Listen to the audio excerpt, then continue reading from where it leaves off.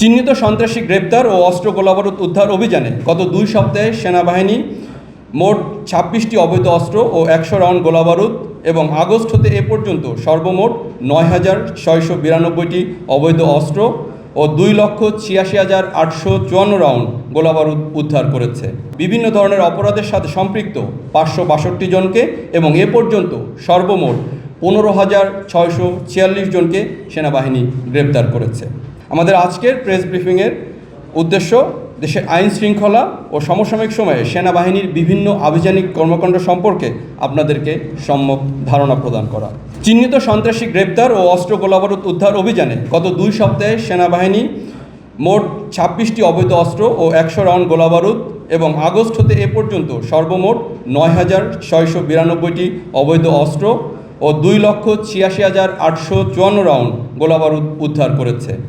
এছাড়াও বিভিন্ন ধরনের অপরাধের সাথে সম্পৃক্ত 562 জনকে এবং এ পর্যন্ত সর্বমোট 15,646 জনকে সেনাবাহিনী গ্রেপ্তার করেছে, যাদের মধ্যে কিশোর গ্যাং, তালিকাভুক্ত অপরাধী, ডাকাতসহ অন্যান্য অপরাধী উল্লেখযোগ্য। সেনাবাহিনী গত 21শে জুন খুলনা জেলার তালিকাভুক্ত সন্ত্রাসী বুলবুলকে তার 4 জন সহযোগী সহ গ্রেপ্তার করে। উক্ত অভিযানে একটি অত্যাধুনিক বিদেশি পিস্তল, একটি দেশীয় পিস্তল, একটি শর্টগান এবং 2 রাউন্ড অ্যামিউনিশন উদ্ধার করা হয়। উল্লেখ্য যে সন্ত্রাসী বুলবুল গ্রুপ নামে একটি সন্ত্রাসী গ্রুপের নেতা। গত 29-30 জুন মীর হাজারিবাগ আলামিন সন্ত্রাসী গ্রুপের 2 জন সক্রিয় সদস্য আনিস ও হাসানকে গ্রেপ্তার করা হয়। উক্ত অভিযানে 3টি বিদেশি পিস্তল, একটি বিদেশি রিভলভার, 3টি ম্যাগাজিন ও 11 রাউন্ড গোলাবারুদ উদ্ধার করা হয়। মাদকের বিরুদ্ধে অভিযানে গত সপ্তাহে 45 জন মাদক ব্যবসায়ী এবং আগস্ট হতে এ পর্যন্ত মাদকের সাথে সংশ্লিষ্ট 5,521 জনকে সেনাবাহিনী গ্রেপ্তার করেছে। গত 2 সপ্তাহে সেনাবাহিনী মাদকের বিরুদ্ধে দেশের বিভিন্ন স্থানে সফল অভিযান পরিচালনা করে। এছাড়াও গত 17 জুন টঙ্গী মাজার বস্তি এলাকায় একটি বিশেষ অভিযান পরিচালনা করে মাদক ব্যবসা ও ছিনতাইয়ের সাথে জড়িত 24 জন ও গত 26শে জুন সোহরাওয়ার্দী উদ্যানে অভিযান পরিচালনা করে 40 জনকে গ্রেপ্তার করা হয়েছে। মাদকের বিরুদ্ধে বাংলাদেশ সেনাবাহিনীর এরূপ অভিযান চলমান থাকবে। চোরাচালান প্রতিরোধে বাংলাদেশ সেনাবাহিনী অভিযানের অংশ হিসেবে গত 17 জুন সুনামগঞ্জ জেলায় বড় পরিমাণে গলদা চিংড়ি উদ্ধার করা হয় এবং 2 জন চোরাবাড়িকে গ্রেপ্তার করা হয়। এছাড়াও গত 19, 21 এবং 24 জুন সিলেটের বিভিন্ন স্থানে চোরাকারবারিদের বিরুদ্ধে অভিযান পরিচালনা করে অবৈধ প্রসাধন সামগ্রী ও শাড়ি জব্দ করা হয়, যার আনুমানিক বাজার মূল্য 4 কোটি টাকা।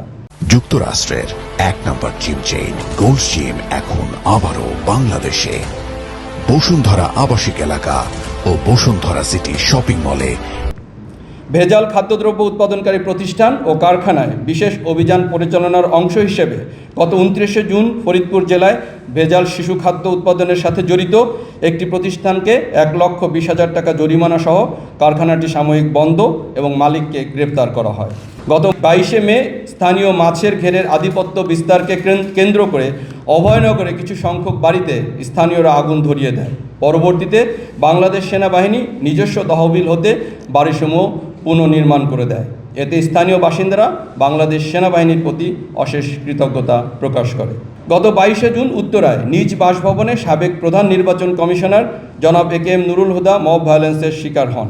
এ প্রেক্ষিতে 22শে জুন তারিখে ঘটনার পর সেনাবাহিনী মব ভায়োলেন্সের ঘটনার সাথে সম্পৃক্ত ব্যক্তিদেরকে গ্রেপ্তারের চেষ্টা শুরু করে। তারই ধারাবাহিকতায় র্যাব ও অন্যান্য গোয়েন্দা সংস্থার সহায়তায় সেনাবাহিনী গত 23শে জুন তারিখে উত্তরা থেকে উক্ত ঘটনার সাথে জড়িত মোহাম্মদ হানিফকে গ্রেপ্তার করে পুলিশের নিকট হস্তান্তর করে। কিন্তু 25শে জুন তারিখে উক্ত ঘটনার মূল হোতা মোজাম্মেল হক ঢালি আদালত হতে অগ্রিম জামিন লাভ করে। গত 26শে জুন কুমিল্লার মুরাদনগরের একটি গ্রামে সংঘটিত নারী নির্যাতন ও বর্বরতার ভিডিও ছড়িয়ে পড়ার পর বাংলাদেশ সেনাবাহিনী অবিলম্বে স্থানীয় প্রশাসন ও পুলিশের সঙ্গে পরিস্থিতি নিয়ন্ত্রণে কাজ করেছে। মূল আসামি ফজর আলী সহ আরও 4 জন ভিডিও ধারণকারীদের গ্রেপ্তার করা হয়েছে। সেনাবাহিনী ভুক্তভোগী পরিবারের সুরক্ষা ও সামাজিক মর্যাদা রক্ষায় পূর্ণ সহযোগিতা করছে। জুলাই অভ্যুত্থানে আহতদের সুচিকিৎসা প্রদানে সেনাবাহিনী অদ্যাবধি 4,790 জনকে দেশের বিভিন্ন CMH-এ চিকিৎসার ব্যবস্থা করেছে, যার মধ্যে এখনও 22 জন ঢাকা CMH-এ চিকিৎসাধীন রয়েছে। বাংলাদেশ সেনাবাহিনীর সদস্যগণ গত 27 জুন তারিখে ঢাকা ও দেশের বিভিন্ন অঞ্চলে রথযাত্রা উৎসবে নিরাপত্তার দায়িত্ব পালন করেছে। সেনাবাহিনী দেশের সাম্প্রদায়িক সম্প্রীতি বজায় রাখা সহ বিদেশি কূটনৈতিক ব্যক্তি ও দূতাবাসগুলোর সামগ্রিক নিরাপত্তা নিশ্চিতের কাজে নিয়োজিত রয়েছে। গত 2 সপ্তাহে পার্বত্য চট্টগ্রামে সেনাবাহিনী কর্তৃক অভিযান পরিচালনা করে 13টি আগ্নেয়াস্ত্র উদ্ধার করে, 23 জন সন্ত্রাসীকে গ্রেপ্তার করে এবং একটি ইউপিডিএফের ক্যাম্প ধ্বংস করে। এ সকল অভিযানের অংশ হিসেবে রাঙ্গামাটিতে বিশেষ অভিযান পরিচালনাকালে একজন সেনা সদস্য গুলিবিদ্ধ হয়।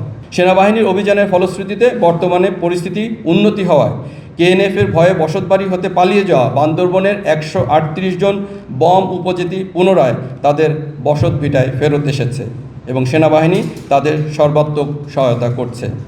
আপনারা জেনে খুশি হবেন যে আজকেও পার্বত্য চট্টগ্রামে কেএনএর বিরুদ্ধে চলমান অভিযানের অংশ হিসেবে গত রাত হতে পরিচালিত অপারেশনে আজ ভোরে কেএনএর সঙ্গে সেনাবাহিনীর ব্যাপক গোলাগুলির ঘটনা ঘটেছে।